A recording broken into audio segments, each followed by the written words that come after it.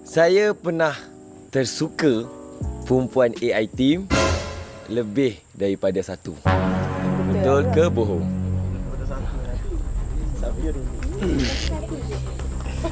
Ini dia boleh bohong isi hati dia. Saya ingat dia suka saya seorang je.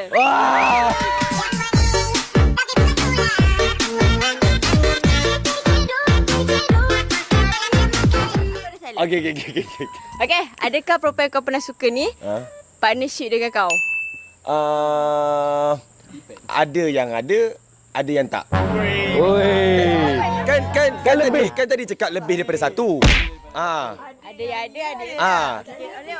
Lebih daripada satu dia cakap. Tapi yang pentingnya yang partnership dengan dia, yang cakap ada yang dia suka bukan kau lah. Bukan. Sumpah tak berharap. Tak cakap apa-apa pun. Aku tu tipu je. Mungkin betul. Aku pun tak tahu.